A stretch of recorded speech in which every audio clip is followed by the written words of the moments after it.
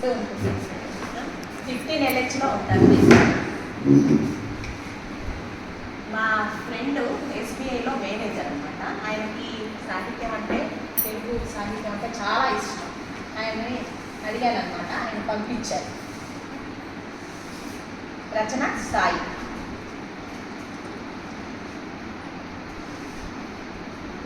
ఒక తెలుగు వ్యక్తి గొప్పదనం, కడప జిల్లాకు గర్వకారణం. గణిత బ్రహ్మగా పేరొందిన లక్కోజు సంజీవరాయ శర్మ నవంబర్ 22, 1907లో జన్మించారు. ప్రపంచంలో 6000 గణితావధానాలు చేసిన ఏకైక వ్యక్తి సంజీవరాయ శర్మ 1907 నవంబర్ 27న కడప జిల్లా ప్రొద్దుటూరు మండలంలోని కల్లూరులో జన్మించారు. జన్మతః అంధుడు. అప్పట్లో బ్రెయిలీ లిపి కానీ అంధుల్ని చేరదీసే వ్యవస్థ కానీ లేదు. శర్మ గారి అక్క పాఠశాలలో చదివినవి ఇంటి దగ్గర గొంతెత్తి బిగ్గరగా మననం చేస్తే అది విని గుర్తు పెట్టుకుని గణితంలో అపార విజ్ఞానం సాధించారు. తండ్రి మరణించడంతో తల్లి పెంచి పెద్ద చేసింది. కల్లూరులో రైతులకు ధాన్యం ధర, భూమి కొలత చెప్పేవారు. వారు ఆయనకి కొంత సొమ్ము చెల్లించేవారు. గణితంలో పేరు ప్రఖ్యాతులు పొందుతున్న కాలంలోనే ఆయన వయలిన్ పట్ల ఆకర్షితుడై నేర్చుకున్నాడు. శ్రీ సంజీవరాయ శర్మ తొలిసారి 1928లో గణితావధానం నిర్వహించారు. అప్పటి నుంచి 1995 వరకు ఆయన ఆంధ్రప్రదేశ్, కర్ణాటక, మహారాష్ట్ర, బీహారు, ఢిల్లీ రాష్ట్రాల్లో విస్తృతంగా పర్యటించి 6000 ప్రదర్శనలు ఇచ్చారు. మహానగరాలైన ఢిల్లీ, ముంబై, చెన్నై, బెంగళూరు, హైదరాబాద్లోనూ పలు ప్రదర్శనలు ఇచ్చారు. అఖిల భారత కాంగ్రెస్ మహాసభలు 1928 నవంబర్ 15న నంద్యాలలో జరిగినప్పుడు ప్రధాన ఆకర్షణ శ్రీ సంజీవరాయ శర్మ గారి గణితావధానమే. సాధారణంగా గణితావధానంలో పుట్టిన తేదీ ఇస్తే అది ఏ వారమో అయ్యిందో చెప్పడం ఒక అంశం. కానీ ఈ విషయంలో శ్రీ సంజీవరాయ శర్మ ఒక ప్రత్యేకత ఉంది. ఆ పుట్టిన తేదీ ఏ వారం అయినదో చెప్పడమే కాకుండా ఆనాటి పూర్తి పంచాంగం చెప్పేవారు. ఆయన పుట్టిన తేదీ, సమయము, ప్రదేశము చెప్పగానే దానికి సంబంధించిన తిథి, వారము, నక్షత్రము, కరణము, యోగము, వర్జము, రాశి కూడా చెప్పి కొంతవరకు జాతకం కూడా చెప్పేవారు. ఈ ప్రత్యేకతను మానవ గణన యంత్రంగా హ్యూమన్ కంప్యూటర్ పేరొందిన శకుంతలాదేవితో సహా మరెవరూ చూపలేకపోయారు. ఆ విధంగా ఇది అనితర సాధ్యమైన ప్రత్యేకత. 1966 డిసెంబర్ 7వ తేదీ అది హైదరాబాద్లో శ్రీకృష్ణదేవరాయాంధ్ర భాషా నిలయం వేదిక 2 పవర్ 103 2 పవర్ ఆఫ్ 103 ఎంత అని అడిగారు. దానికి సమాధానంలో 32 అంకెలున్న సంఖ్య చెప్పారు. అవధాని కా నుంచి క్ష వరకు ఉన్న అక్షరాలకు వరుసగా నెంబర్లు వేస్తే సరిగమ పదని అక్షరాల లబ్ధం ఎంత? 72,05,06,000. కలం, కాగితం రెండూ ఉన్న గంటల కొద్ది సమయంలో కూడా చెప్పలేని సమాధానాన్ని ఆయన ప్రశ్న అడిగినంత సులభంగా ఏమాత్రం తడుముకోకుండా, ఆలస్యం లేకుండా సమాధానం చెప్పేవారు. ఆయన ఏమన్నా విద్యావంతుడా? కాదు. పోనీ 2 కళ్ళు ఉండి అంకెలు ఇలా ఉంటాయి, సంఖ్యలు ఇలా ఏర్పడతాయని చూడగలిగిన వారా? కాదు. పుట్టు గుడ్డి. పై ప్రశ్నల వంటిది ఆయన్ని వేలల్లో అడిగారు. ఆయన చెప్పిన సమాధానాలు సరిచూడడానికి గణిత మేధావులకు గంటల తరబడి సమయం కావలసి వచ్చింది. ఆయనే గణిత బ్రహ్మ డాక్టర్ లక్కోజు సంజీవరాయ శర్మ. అంకెల ఆకాశంలో అమావాస్య చంద్రుడు. ప్రపంచంలో 6000 గణితావధానాలు చేసిన ఏకైక మేధావి. శ్రీపాద కథల్లో వడ్ల గింజల ప్రస్తావన తెలిసిందే. రాజని చదరంగంలో ఓడించినందుకు బహుమానంగా మొదటి గడిలో 1 వడ్ల గింజ, రెండో గడిలో 2 గింజలు, మూడో గడిలో 4, ఇది తెలుసు కదా, నాలుగో గడిలో 8, ఇలా 64 గళ్ళు నింపి ఇమ్మంటాడు అతను. రాజు ఓ ఇంతేనా అనుకుంటారు. తీరా ఎన్ని వడ్ల గింజల్లో తేల్చాల్సి వచ్చినప్పటికీ అందరూ తలలు పట్టుకుంటారు.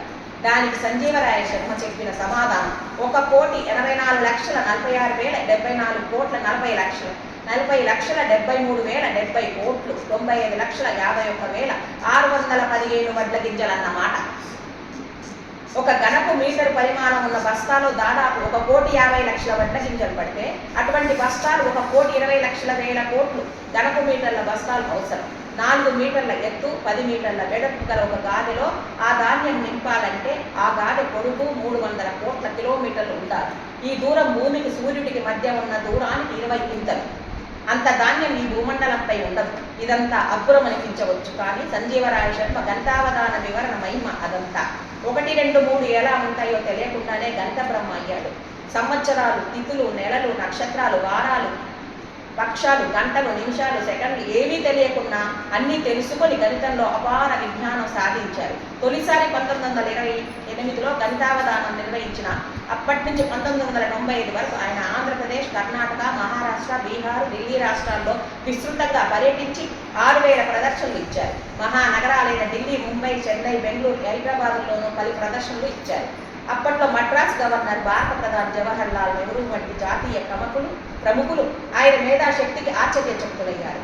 4000 సంవత్సరాల వరకు సరిపోయే క్యాలెండర్ సైతం తయారు చేశారు. అప్పటి రాష్ట్రపతి డాక్టర్ రాజేంద్ర ప్రసాద్ శర్మ ప్రతిభకు ముగ్ధులై తన దగ్గర ఉన్న సొమ్ము ఎంగో చేయడం విశేషం. అప్పట్లో అనిబిసెంట్, నెహ్రూ, రాజేంద్ర ప్రసాద్తో పాటు Bezawada Gopal Reddy, Shrimali, Humayun, Kabir, Kasinathan Nageswararao, PV Rajamannar, governor sir George Stanley, మేక్స్ విజార్, శకుంతలాదేవి తదితరులంతా శర్మ గణితావధాన ప్రదర్శనలు స్వయంగా తిలకించి అన్యులకు సాధ్యం కాదని వేణోళ్ళకు ఎత్తించారు. శర్మ పలు విశ్వవిద్యాలయాల్లో, ప్రసిద్ధ కళాశాలల్లో అవధానం ప్రదర్శించి విద్యార్థుల్ని ఉత్తేజితం చేశారు. అలాగే గ్రంథాలయాల పిలుపునందుకొని పలు గ్రంథాలయాల్లోనూ తమ గణితావధాన ప్రదర్శనలు చేశారు. అలాగే మ్యాథమెటికల్ సొసైటీల ఆహ్వానం మేరకు వాటి సభ్యుల ముందు ప్రదర్శనలు ఇచ్చారు. ఆయన ప్రతిభ రాయలసీమ నుంచి అంతర్జాతీయ వేదికలకు ఎక్కింది. దురదృష్టం ఏమిటంటే 1993లో అమెరికా సందర్శించాలని ఆయన్ని అక్కడి తెలుగు సంఘాలు ఆహ్వానించినా సకాలంలో వీసా రాకపోవడంతో ఆ మీద ఇల్లు కదలలేకపోయారు. వివిధ విశ్వవిద్యాలయాలు ఆయన్ని సత్కరించాయి. కొన్ని ఆయన్ని బంగారు పథకాలతో సత్కరించాయి. దురదృష్టం ఏమిటంటే 1964 అక్టోబర్ 10వ తేదీన శర్మ రేణిగుంట నుంచి తిరుపతిలో రైల్లో ప్రయాణిస్తున్న సందర్భంలో ఆయన 14 బంగారు పథకాల సూట్ కేసులు దొంగలు తస్కరించారు. ప్రపంచంలో అందులైన మహా ప్రతిభావంతుల్లో జాన్ మిల్టన్, బ్రెయిలీ కనుగొన్న హెలెన్ కెల్లర్, ద్వారం వెంకటస్వామి నాయుడు వంటి వారు పుట్టుకతో అందులు కాదు. తదనంతరం కాలంలో వారు అందులయ్యారు. మన దేశంలో గణిత శాస్త్రజ్ఞుల్లో భాస్కరాచార్యులు, రామానుజన్, శకుంతలాదేవి వంటి వారు మంచి శిక్షణ పొందారు. కానీ సంజీవరాయ శర్మ అందుడే కాక చదువు సంఖ్యలు లేని వ్యక్తి. అంతా వినికిడి జ్ఞానమే. ప్రపంచంలో 6 గణిత శాస్త్రజ్ఞుల్లో ఒకరు. ఆనాడే బ్రిటన్ వైస్రాయ్ ఈయన మా దేశంలో పుట్టి ఉంటే దేశం నడిబొడ్డున విగ్రహం పెట్టి రోజు పూజలు చేసేవాళ్ళు అని శర్మను ఉద్దేశించి అన్నారు. శకుంతలాదేవి స్వయంగా నాకన్నా ప్రతిభావంతుడు అని అంగీకరించింది. అయినా ఆయన పేదరికంలోనే జీవించారు. శ్రీనివాస రామానుజన్ వంటి మేధావిని గుర్తించని దేశం ఇది. అలాగే సంజీవరాయ శర్మని రక్షించుకోలేకపోయింది. 1997 డిసెంబర్ 2వ తేదీన సంజీవరాయ శర్మ అస్తమించారు. అంక విద్యాసాగర విశ్వసంఖ్యాచార్య శ్రీ వెంకటేశ్వర విశ్వవిద్యాలయం వారి గౌరవ డాక్టరేట్ పొందిన శర్మ తన చివరి రోజుల్ని శ్రీ కాళహస్తీశ్వర స్వామి సన్నిధిలో వయోలిన్ వీటుతూ స్వామి నర్తిస్తూ గడిపారు.